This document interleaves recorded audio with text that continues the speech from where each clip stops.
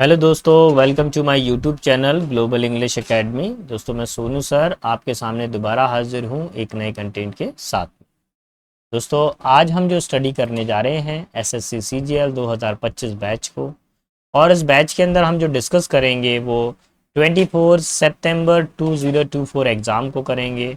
Shift number second रहने वाली है और सेट नंबर 29 है। एक चीज़ याद दिला दें, रोज़ाना रात को 9 बजे हम आपसे मिलते हैं यूट्यूब पर, और हमेशा आपके लिए ऐसा कंटेंट लेकर आते हैं जो आपके लिए एग्ज़ाम में बहुत ज़्यादा हेल्पफुल हो। हम अपनी वीडियो के अंदर किसी प्रकार की कोई हवाबाजी नहीं करते हैं, लंबी लंबी बातें नहीं फेंकते हैं। केवल जो एग्ज़ाम है, एग्ज़ाम का क्वेश्चन और एग्ज़ाम का आंसर, एग्ज़ाम का सोल्यूशन, बस इतना ही डिस्कस किया जाता है हमारे वीडियोस के अंदर। तो चलिए शुरू करेंगे। ये रहा question number 1। Definition of dash are subjected to the various interpretation. आपको करेक्ट स्पेलिंग बतानी है, बस ढूंढ लीजिए करेक्ट स्पेलिंग। ऑप्शन नंबर 2 बिल्कुल सही है, सोवर्निटी। इसका मतलब क्या होता है? संप्रभुता। क्या होता है? संप्रभुता, सब लोगों को एक साथ विश्वास रखना। Option number 2। आपको क्या करना है? एंटोनिम बताना है क्वेश्चन नंबर 2 में, फॉर्मेट का। तो पहले फॉर्मेट का मीनिंग पता होना चाहिए कि फॉर्मेट का मीनिंग क्या होता है। फॉर्मेट का मीनिंग होता है उत्तेजना, किसी को देखकर अचानक से उत्तेजित हो जाना, गुस्सा हो जाना। सेपरेशन का मतलब क्या होता है? किसी को अपार्ट कर देना, अलग कर देना। रिमोटनेस का मतलब होता है डिस्टेंस, यानी कि दूरी हो गया। और प्रॉक्सिमिटी का मतलब होता है अगर आप किसी के पास में हैं तो नियरनेस। ठीक है। और रेगुलेट का मतलब होता है किसी चीज़ का लगातार होना, रेगुलेटरी होना। तो फॉर्मेट का मतलब उत्तेजित करना, रेगुलेट का मतलब क्या होता है? किसी चीज़ का नियम पूर्वक धीमे धीमे गति से होना। ठीक है। हॉस्टाइल, देखिए आपसे एंटोनिम पूछा गया है। हॉस्टाइल का मतलब क्या होता है? शत्रु होता है, एनिमी होता है, फो होता है। फ्रेंडली का मतलब होता है मित्रवत। यही इसका आंसर है, ऑप्शन नंबर 1। ठीक है। इनकोहेरेंट पर आ जाते हैं। इनकोहेरेंट का मतलब होता है असंगत। इनकोहेरेंट का मतलब क्या होता है? असंगत। डाउटफुल का मतलब जिसमें आप शक करते हो। और ईगर, किसी चीज़ को लेके काफ़ी ज़्यादा आप उत्सुक हो। ठीक है। तो option number 1 will be my final answer. आपको बताना है अंडरलाइन किए गए वर्ड का एप्रोप्रिएट मीनिंग, यानी कुल मिला के सिनोनिम बताना है आपको। तो वर्ड है मेरे पास में ऑब्ड्यूरेट। ऑब्ड्यूरेट का मतलब होता है अडामेंट, यानी कि जिद्दी व्यक्ति। अडामेंट यानी कि जिद्दी व्यक्ति। एनवियस का मतलब होता है जलन का भाव होना। ऑब्स्टिनेट का मतलब होता है जिद्दी। इनफ्लेक्सिबल कह सकते हैं आप इसको, इनफ्लेक्सिबल। यही इसका फाइनल आंसर है। एमिएबल का मतलब होता है लाड़ला दुलारा, एडोरेबल। और ट्रस्टिंग का मतलब जिस पे हम विश्वास कर सकें, बिलीवेबल। फिलहाल आंसर क्या लगने वाला है? ऑप्शन नंबर 2 हमारा फाइनल आंसर हो जाएगा। क्वेश्चन नंबर 5 पर आते हैं। 5 क्या बोल रहा है? 5 में बोला गया है Sachin Tendulkar was indispensable member of the Indian cricket team. Indispensable का मतलब क्या होता है? अपरिहार्य। अपरिहार्य मतलब इसकी आवश्यकता ही रहेगी टीम के अंदर, हमेशा आवश्यक। ऑप्शनल का मतलब क्या होता है? कि इसकी जगह पे कोई ऑप्शन हो। एसेंशियल मतलब आवश्यक। यही इसका आंसर लगने वाला है, ऑप्शन नंबर 2। फंक्शनल मतलब कार्य करना। मोटिवेशन का मतलब किसी को मोटिवेटेड करना, है ना। किसी को हम क्या करते हैं? मोटिवेशन देते हैं, एनकरेज करते हैं। सेंटेंस के अंदर आपको इनकरेक्ट पार्ट ढूंढना है। एक सेंटेंस दिया हुआ है, इसमें इनकरेक्ट पार्ट देखना है। Master Sam is a heaviest boy in grade 12। अब देखिए, हैवीएस्ट बॉय, हैवीएस्ट कौन सी डिग्री है बेटा? सुपरलेटिव डिग्री है। और सुपरलेटिव डिग्री के साथ में ए नहीं आता है, क्या आता है? दा आता है। जब मैं आर्टिकल चैप्टर बच्चों को पढ़ाता हूँ ना, बच्चे बोलते हैं अरे सर क्या बच्चों वाली चीजें पढ़ा रहे हो, ये तो पेपर में आता ही नहीं है। हमारी क्लास में ही कुछ धुरंधर बच्चे हैं, अरे सर ये नहीं आता सर। नहीं सर, कब आता है सर? ये तो आता ही नहीं है सर, ये तो मैंने कभी देखा ही नहीं है। तो बेटा ये तो मैं आ रहा हूँ, है ना। 24 तारीख का एग्जाम है, डेट क्लियर कर दूं मैं? आ जाओ, देख लो। ऑनलाइन वाले बच्चे तो हमारे ठीक हैं, ऑफलाइन वाले ज़्यादा बड़बड़ाते हैं। 24 दिया हुआ है, सितंबर दिया हुआ है। ये मेरे घर पे नहीं छपा पेपर, ये गवर्नमेंट ने छाप के दिया है। पढ़ना पड़ेगा बेटा, देखो थोड़ा बिलीव रखना पड़ेगा आप, है ना। अगर आप नहीं रख पा रहे हैं विश्वास तो फिर मैं कुछ कर ही नहीं सकता हूँ। मैं अब क्या ही कहूँगा अब आपके बारे में। अपने मन के बनाए हुए संसार में आप जी रहे हैं तो जीते रहिए, क्या करें। Option number third. अब आगे की तरफ बढ़ूंगा क्वेश्चन नंबर 7 पर। 7 क्या बोल रहा है, आपको एक्टिव वॉइस बनाना है। मैं आपको बार बार एक ही चीज याद दिला रहा हूं, स्टार कर लीजिए। ये फॉर्मूला आपको हर वीडियो में मिल जाएगा, आपको हर पेपर सेट में मिल जाएगा। एसएससी जितने दिन पेपर कराया उतने दिन उसने लगभग 95 या 98% यही वाला फॉर्मूला पूछा है। वाज वर्ग के साथ में थर्ड फॉर्म और एक्टिव वॉइस में वर्ग की थर्ड फॉर्म चाहिए। यहाँ देखो वाज लगा है और थर्ड फॉर्म लगा है, इसका मतलब ये है पेसिव वॉइस। मुझे चाहिए एक्टिव वॉइस, मुझे ढूंढना पड़ेगा सेकंड फॉर्म सबसे पहली बात।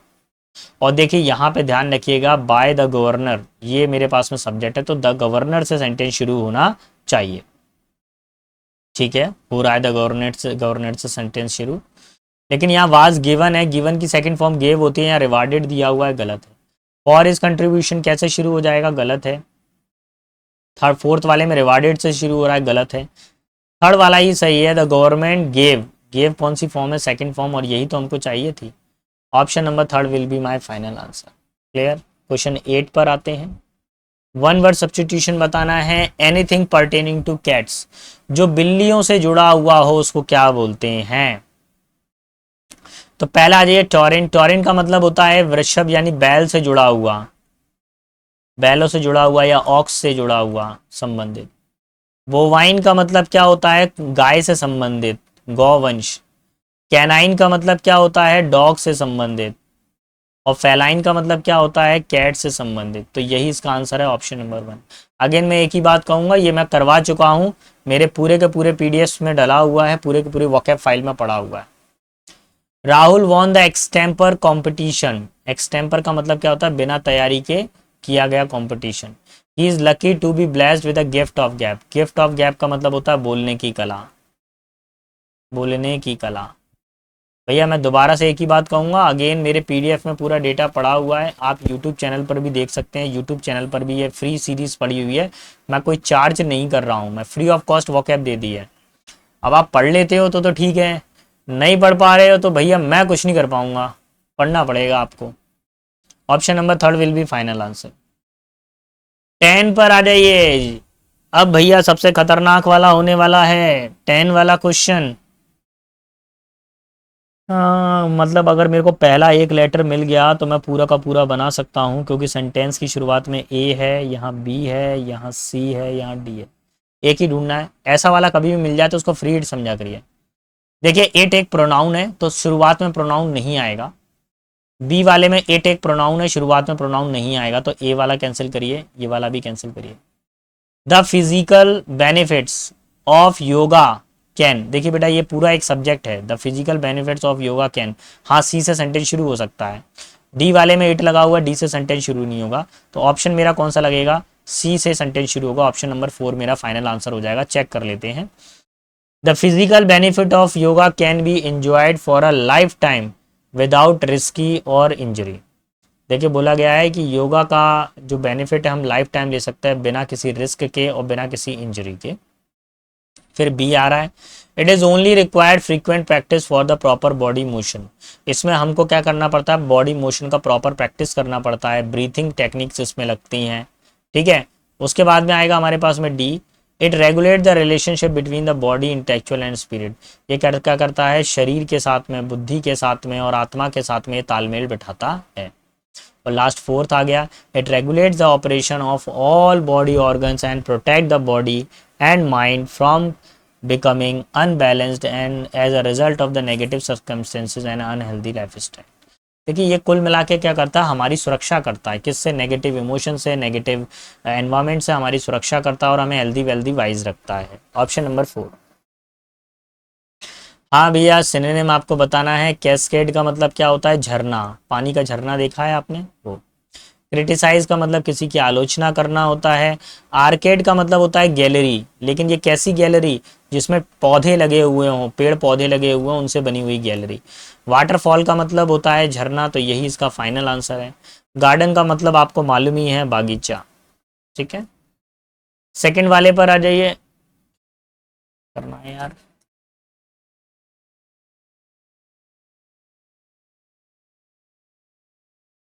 अच्छा पेसिव वॉइस बना। ठीक है ठीक है, ओके ओके, डोंट वरी, मैं आपके सामने यहाँ एक फॉर्मूला प्रेजेंट कर रहा हूँ, उसको देख लीजिएगा बहुत ध्यान से। सब्जेक्ट आ गया हैज़ या हैव प्लस TO2 आ गई, वर्ब की फर्स्ट फॉर्म आ गई और ऑब्जेक्ट आ गई। ये हो गया एक्टिव वॉइस का फॉर्मूला।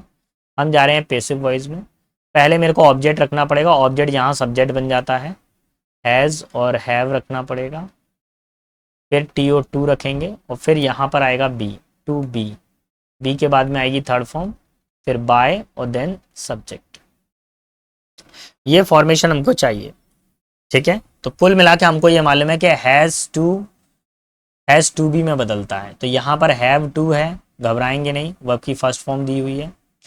आपको हैज़ या हैव टू ढूंढना है। यहाँ पर हैड टू बी आ रहा है, गलत है। यहाँ मस्ट बी आ रहा है, जो कि गलत है। यहाँ has to be third form आ रही है, दिया गया स्टेटमेंट बिल्कुल करेक्ट है। और यहाँ पर केवल फर्स्ट फॉर्म आ रही है इज टू बी, ये गलत होने वाला। क्लियर। अब मैं आगे की तरफ बढ़ूंगा, नेक्स्ट क्वेश्चन नंबर 13 पर आता हूँ। 13 क्या कह रहा है, आपको अंडरलाइन करना है दिए गए सेगमेंट्स का। अंडरलाइन, जो सेगमेंट को अंडरलाइन कर रखा है, जिस लाइन को अंडरलाइन कर रखा है, उसका मीनिंग आपको क्लियर करना है। क्या बोला गया है, positive self talk gave a great affect on the ones self worth. तो पॉजिटिव इफेक्ट क्या करता है, हमारी जो सम्मान है उस पर, अगर हम पॉजिटिवली बात करेंगे तो वो हमारे सम्मान को बढ़ाता है। अच्छा, ऐसन क्या। पॉजिटिव सेल्फ टॉक क्या है बेटा, सिंगुलर सब्जेक्ट है। क्या है, सिंगुलर सब्जेक्ट है, तो वर्ब भी हमको सिंगुलर चाहिए, हैविंग नहीं आएगा। अच्छा, हैज़ हो सकता है, हैज़ हो सकता है, ठीक है, हैव नहीं होगा।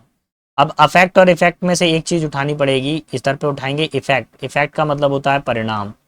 तो देखिए, अगर हम पॉजिटिव बात करते हैं तो उसका परिणाम क्या होता है कि हम अपनी लाइफ में आगे की तरफ ग्रोथ करते हैं, अपने सम्मान को बढ़ाते हैं। ऑप्शन नंबर थर्ड नहीं होगा, ऑप्शन नंबर 2 हो जाएगा। 14 पर आते हैं। Sharat is always dash about showing up for work because he believe that the tardiness gets us nowhere.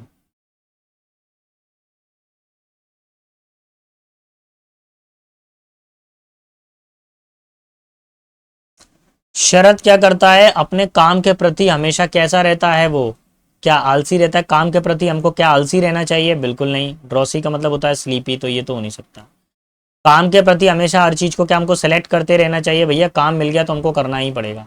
Patience का मतलब होता है धैर्य रखना, ये भी नहीं। पंचुअल, हमको अपने काम के प्रति कैसा होना चाहिए, पंचुअल होना चाहिए, समय का पाबंद होना चाहिए, हर काम को समय पे करना चाहिए। वन वर्ड सब्स्टिट्यूशन बताना है।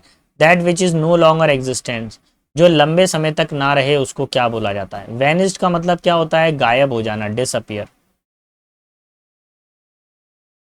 डिसअपियर ये नहीं होगा। रिमूव का मतलब हटाना, ये भी नहीं होगा। डिस्ट्रॉय का मतलब नष्ट करना नहीं होगा। एक्सटिंक्ट, एक्सटिंक्ट का मतलब क्या होता है, विलुप्त होना, है ना, विलुप्ति की कगार पर होना। Option number 4 will be my final answer. 16 पर आ जाते हैं। I had not only help her by giving hints but also with providing her links. अरे नॉट ओनली बट आल्सो का यूज है यार, देखो ट्रिक मैं आपको बताऊं, बट आल्सो के बाद में प्रपोजिशन आ रहा है ना, तो बस ये ध्यान रखिए कि नॉट ओनली के बाद में भी प्रपोजिशन आना चाहिए। यहाँ पर क्या आ रही है, वर्ब की थर्ड फॉर्म आ रही है। नॉट ओनली के बाद में थर्ड फॉर्म नहीं चाहिए हमको, नॉट ओनली के बाद में प्रपोजिशन चाहिए। तो ढूंढना चालू करिए कि नॉट ओनली के बाद में प्रपोजिशन किस केस में है और कहाँ कहाँ पे। पहले लास्ट वाले से देखिए, फोर्थ वाले में नॉट दिया हुआ है, ओनली तो दिया नहीं हुआ, इसको हटाइए। थर्ड वाले में केवल ओनली दिया हुआ है, इसको हटाइए। इसमें नॉट ओनली के बाद में एक ऑब्जेक्ट आ रहा है, ये नहीं आना चाहिए। नॉट ओनली के बाद में एक प्रपोजिशन आना चाहिए, क्योंकि कंजंक्शन चैप्टर में हमने ये पढ़ा है कि हमेशा कंजंक्शन के अंदर आपको नॉट ओनली बट आल्सो के दोनों साइड पे सिमिलर वैल्यू को रखना चाहिए। तो हमारा आंसर ऑप्शन नंबर 1 होगा, क्योंकि यहाँ पर भी प्रपोजिशन है विद, तो यहाँ पर बाय प्रपोजिशन होगा, ऑप्शन नंबर 1। 17 पर आता हूँ। क्वेश्चन 17 क्या कह रहा है,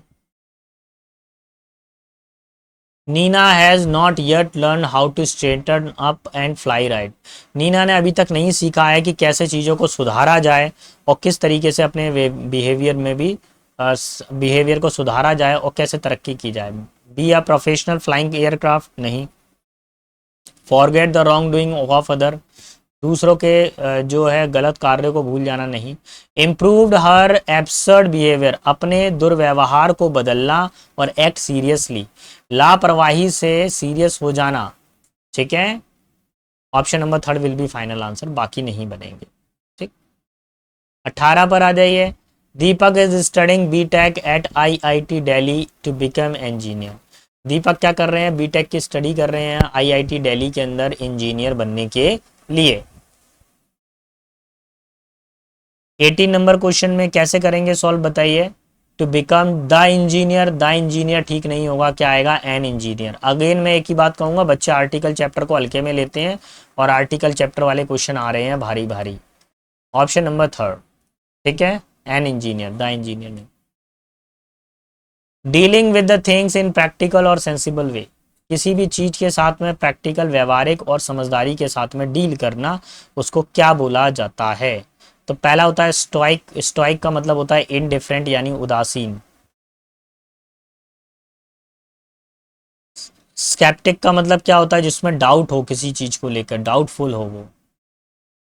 प्रैग्मेटिक का मतलब होता है प्रैक्टिकल, जो प्रैक्टिकल चीजों में, व्यवहारिक चीजों में विश्वास रखता हो, तो यही आंसर है ऑप्शन नंबर थर्ड। सिनिक का मतलब क्या होता है, किसी की आलोचना करने वाला, क्रिटिक। ठीक है, तो option number third will be my final answer.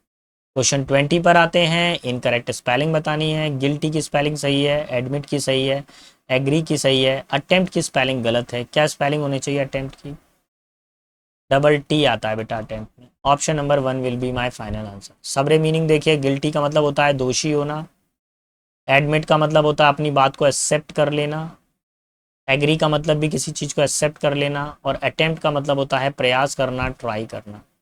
ठीक है, फाइनल आंसर ऑप्शन वन। चलिए, आई होप आपको अभी तक मेरा पढ़ाना पसंद आया होगा। स्पीड मेरी थोड़ा फास्ट रहती है, जानबूझ के स्पीड में पढ़ाता हूँ फास्ट, जानबूझकर स्पीड में पढ़ाया जाता है भैया आपको। रीज़न ये है कि जिस एग्ज़ाम में आप बैठ रहे हो ना, वहाँ कछुआ चाल से काम तो होने वाला नहीं है, ना ही वहाँ पे खरगोश चाल से कुछ होने वाला है। आपको वहाँ टाइगर बनना पड़ेगा, लायन बनना पड़ेगा, लेपर्ड बनना पड़ेगा आपको। जब टाइगर, लायन, लेपर्ड बनोगे आप, तब जाके ही आपका पेपर निकलेगा। उतनी स्पीड चाहिए उनको। वहाँ पे ऐसी कछुआ चाल, खरगोश चाल से काम नहीं चलेगा बेटा। वो ठीक है, 1947 के पेपर होते थे, सन 2019 से पहले जो एग्ज़ाम होते थे, ठीक है, दैट इज़ ओके। अब आ जाओ जरा मैदान में उतर के, कोरोना के बाद में एग्ज़ाम का लेवल देख लो जरा। कई बार आपके बड़े भाई वगैरह सेलेक्ट हो गए होंगे, आप कहते होंगे, अरे वो कहते होंगे पेपर तो बहुत आसान आता था, तेरा हुआ नहीं है। अब आ जाओ ना जरा मैदान के अंदर उतर के, देख लो जरा सिलेबस कैसा आ रहा है। जीके इतनी खतरनाक आ रही है, रुला लेती है बेटा। और हम भी रोए हैं हमको तो पता है ना, हमको हाथ लगे हैं भैया तरीके से, है ना। तो सीखा है, अनुभव से सीखा है। मैं नहीं चाहता कि आप भी रिटर्न बैक आए। मेरा तो टिकट भी बुक हो गया था, सब कुछ बुक हो गया था, मुझे क्या मालूम था डॉक्यूमेंट वेरिफिकेशन के बाद में फिर वो मेरिट लिस्ट में लौटा देंगे मेरे को, है ना। मेरिट लिस्ट में लौटा देते हैं, ऐसा लगता है कि मैरिज की लिस्ट में से लौट आए। मेरिट लिस्ट का मतलब होता है परमानेंट हो जाना, और मैरिज का मतलब होता है शादी हो जाना। तो मैरिज में भी परमानेंट हो जाते हो, मेरिट में भी परमानेंट हो जाते हो। अ डांस विच इज क्रिएटेड और कोरियोग्राफ्ड एंड परफॉर्म्ड अकॉर्डिंग, भैया अकॉर्डिंग के साथ में कौन सा प्रपोजिशन आता है बताइए जल्दी। अकॉर्डिंग टू हो गया आंसर 21 का। According to the tenants of the Natya Shastra is called classical dance. देखिए, ऐसा डांस जो नाट्य शास्त्र में सिखाया जाता है उसको क्या बोलते हैं, क्लासिकल डांस कहा जाता है। द टू ब्रॉड, अब उसके दो हैं, दो पहलू हैं। ऑप्शंस नहीं होगा, क्राइटेरिया भी नहीं होगा, एस्पेक्ट होगा। उसके दो पहलू हैं, दो एस्पेक्ट्स हैं, डिस्प्ले भी नहीं होगा। ऑप्शन नंबर टू, दो एस्पेक्ट हैं ऑफ क्लासिकल डांस। क्या क्या एस्पेक्ट हैं इसके, दो two aspect of classical dance. एक तो है तांडवा एंड एक है lasya. The power and force of typically of the tandava, grace, delicacy of the lasya. देखिए, ताकत और बल का जो मिश्रण है वो किसमें, तांडव में देखने को मिलता है। वहीं ग्रेस और डेलिकेसी, विनम्रता और आकर्षण का जो किसमें मिलता है, लस्या में मिलता है। तांडवा इज डैश विद, भैया इनमें से बताइए कौन सा प्रपोजिशन आता है, किसके साथ आता है, विद प्रपोजिशन किसके साथ आता है, रिनोवेट, रिनोवेट का तो नया करना होता है, फ्लोरिश पालन पोषण करना, इन्फॉर्म जानकारी देना, एसोसिएट एसोसिएट जुड़ा हुआ है, तांडव किससे जुड़ा हुआ है, भगवान शिव से जुड़ा हुआ है, और लस्या विद पार्वती, लस्या किससे जुड़ा हुआ है, पार्वती से जुड़ा हुआ है। Dance which is pure movement is called नृत्य, डांस की जो प्योर मूवमेंट होती है उसको क्या बोला जाता है, नृत्य बोला जाता है। Dance which is dash in nature called नृत्य, और जो प्रकृति के अंदर जो डांस है उसको क्या बोला जाता है, उसको नृत्य बोला जाता है। तो शुरू हो जाइए यहाँ पर। वेजिटेटिव ये नहीं होगा, अगेन लाइट चली गई है, टेंशन ना लीजिए, चलता रहेगा। कमोडिटीज का मतलब क्या होता है बताइए, कमोडिटीज का मतलब होता है सुविधाएं, तो ये नहीं होगा। हैपहैजार्ड्स का मतलब होता है कि कोई समस्याएं आना, कोई चीज़ इधर उधर पड़ी। इंटरप्रिटेशन, इंटरप्रिटेशन का मतलब होता है प्रदर्शन करना। तो देखिए डांस प्योर मूवमेंट जो होती है उनको नृत्य कहा जाता है, एंड डांस विद जो ऐसा डांस जिसमें हम व्याख्या कर रहे हो प्रकृति को उसको नृत्य कहा जाता है। ठीक है। A dancer in the classical tradition has to have years of training before he or she can begin to perform on the stage. Dancer को, जो क्लासिकल डांसर होते हैं उनको कई वर्षों की तपस्या करनी पड़ती है स्टेज पे डांस करने से पहले। The four main dash of classical dancing in India, ये चार मुख्य उनके फॉर्म्स हैं। Bharatanatyam, Kathakali, Manipuri, Kathak. Bharatanatyam is the oldest and the most popular dance form of India. देखिए कैरेक्टर्स तो चरित्र हो गए, तो डांस के चरित्र नहीं होंगे। टर्मिनोलॉजी डांस के गुण नहीं, फंक्शंस कार्य प्रणाली नहीं, स्कूल्स हो सकता है, उसके क्या होती हैं, विधाएं होती हैं। स्कूल्स का मतलब क्या है, विद्या। तो चार तरह की विद्याएं बताई गई हैं इसमें, भरतनाट्यम, कथकली, मणिपुरी और कथक। ठीक है। तो option number 1 will be my final answer. I hope आपको मेरा पढ़ाना पसंद आया होगा, पसंद आए तो लाइक शेयर सब्सक्राइब करना ना भूलिएगा। दोस्तों मिलता हूँ मैं नेक्स्ट वीडियो में एक नए कंटेंट के साथ में, एक नए इंपॉर्टेंट क्वेश्चन के साथ में। तब तक के लिए सारे बच्चों को बेस्ट ऑफ लक, अच्छे से तैयारी करें, अपना और अपने माता पिता के नाम को रोशन करें। आई होप इस साल आपको जॉब ज़रूर ज़रूर ज़रूर मिले। ठीक है। तो जय हिंद, जय भारत।